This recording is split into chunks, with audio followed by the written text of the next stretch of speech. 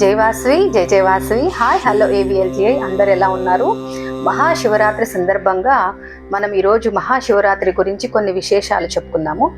మహాశివరాత్రి హిందువులకు ప్రముఖమైన పండుగ. ప్రతి సంవత్సరం చాంద్రమాన నెలల ప్రకారం మాఘమాసం కృష్ణపక్షం బహుళ చతుర్దశి నాడు మనం మహాశివరాత్రి జరుపుకుంటాము. ప్రతి సంవత్సరం మాఘమాస బహుళ చతుర్దశి నాడు చంద్రుడు శివుని జన్మ నక్షత్రమైన ఆరుద్రలో ఆవిర్భవిస్తాడని ప్రతీతి. శివపురాణం ప్రకారం శివుడు లింగరూపం దాల్చిన రోజు అని కూడా మనం చెప్పుకుంటాము. మహాశివరాత్రి రోజున నిశితాకాలం అంటే రాత్రి 12 గంటల సమయంలో శివుడు లింగరూపం దాల్చారని, ఆ సమయంలో శివుడికి అభిషేకాలు, బిల్వార్చన, భజనలు, పూజలు చేస్తే అత్యంత ఫలదాయకమని మనము భావిస్తాం. మహాశివరాత్రి గురించి స్కంద పురాణం, పద్మ పురాణం, లింగ పురాణంతో సహా అనేక పురాణాలలో రకరకాల కథలు, గాథలు మనకు ప్రస్తావించబడినది. మధ్యయుగపు కాలమైన శైవ పురాణంలో కూడా సృష్టి స్థితిలయ కారకుడైన పరమశివుడు ఆ రోజు శివతాండవం చేశారని, పార్వతీదేవిని పరిణయమాడారని ఎన్నో గాథలు, పురాణాలు ఉన్నాయి. అందులో కొన్ని మనం ఇవాళ తెలుసుకుందాము.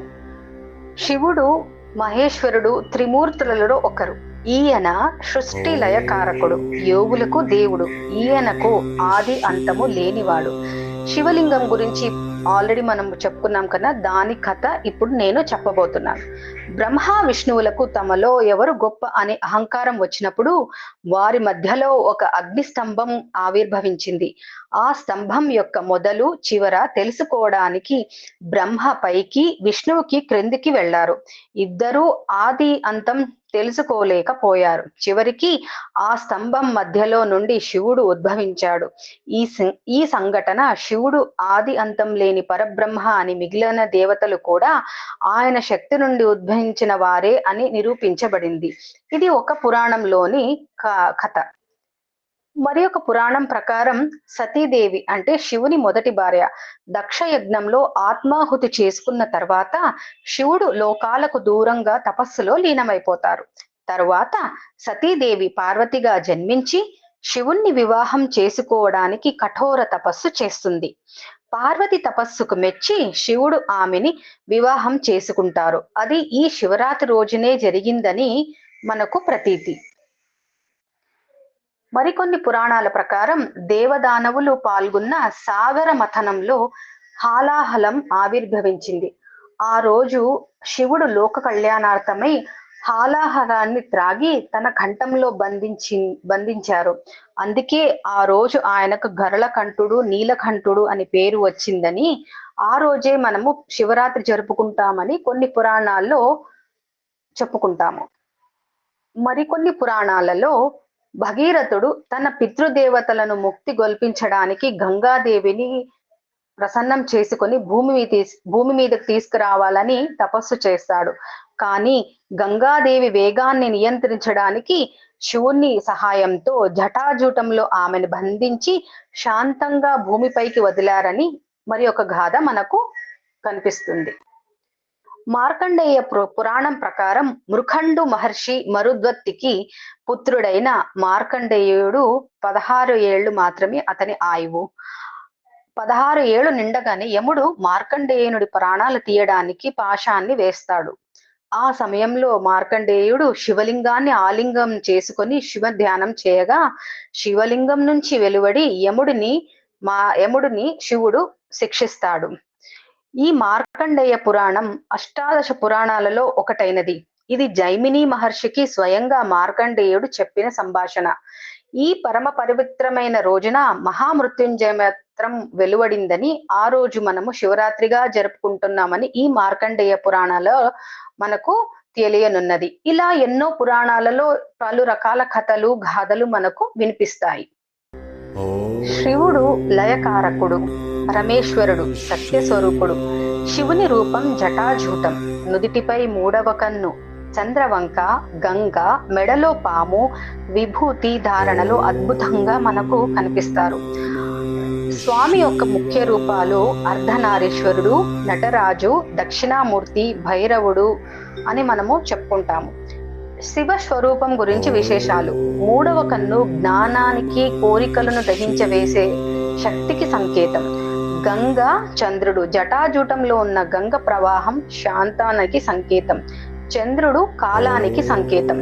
విభూతి రుద్రాక్షలు భౌతిక ప్రపంచం తాత్కాలికమని, ఐహిక కోరికలు శాశ్వతం కాదని, కఠినమైన తపస్సుకు చిహ్నాలని ప్రతీతి.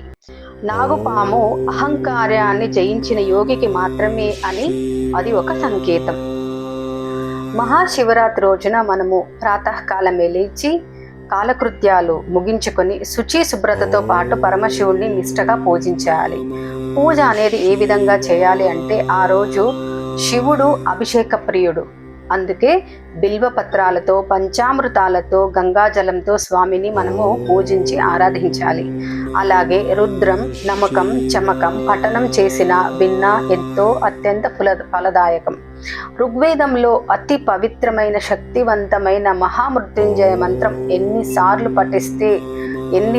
చాతనైనన్ని సార్లు పఠిస్తే మీకు అత్యంత ఫలితం లభిస్తుంది. ఈ మహామృత్యుంజయ మంత్రం పఠించడం వల్ల మనకు సర్వ భయాలు అనేవి తొలగిపోతాయి.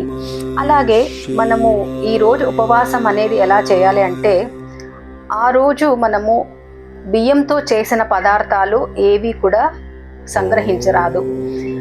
ఫలాలు, అటుకులు, పేలాలు అలాంటివి మనం తీసుకోవచ్చు.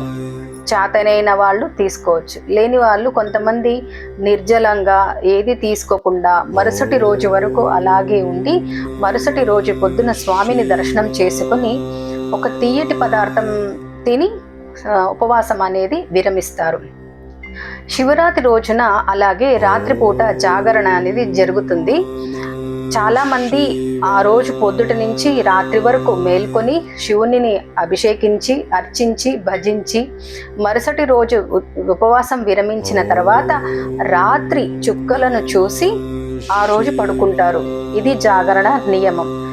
చేతనైన వాళ్ళు చేస్తారు. లేదుకున్నా అట్లీస్ట్ లింగోద్భవ కాలం 12 గంటల వరకైనా మనము స్వామిని జపిస్తూ ఒక్క నిమిషం కూడా వదలకుండా ఓం నమ శివాయను ప్రతి మహామృత్యుంజయ మంత్రం చెప్పుకుంటూ ఆ రోజు 12 గంటల వరకు అయినా మనం మేల్కొని స్వామిని మనము తలుచుకుంటుంటే అత్యంత ఫలిదాయకం అని మన పూర్వీకులు ఎన్నో పురాణాలలో కూడా దీని గురించి ప్రస్తావించి ఉన్నారు. మహాశివరాత్రి రోజున మనం ఉపవాసం, జాగరణ చేయటం వల్ల అశ్వమేధ యాగం చేసిన ఫలము, ఆ తర్వాత ఆరోగ్యానికి, ఆత్మశుద్ధికి, మనస్సును నిశ్చలంగా ఉంచుకోవడానికి మనకెంతో ఉపయోగపడుతుంది. శివుని అనుగ్రహానికి పాత్రులై మీరు కోరిన కోరికలన్నీ ఆ పరమశివుడు భోలాశంకరుడు మీకు ప్రసాదిస్తాడు. కనుక ప్రతి ఒక్కరూ ఈ మహాశివరాత్రి రోజున భక్తి శ్రద్ధలతో ఆ పార్వతీ పరమేశ్వరులను పూజించి మీరు ఆ పార్వతీదేవి పరమేశ్వరుల కృపకు పాత్రలు అవుతారని మనస్ఫూర్తిగా కోరుకుంటూ జై వాసవి.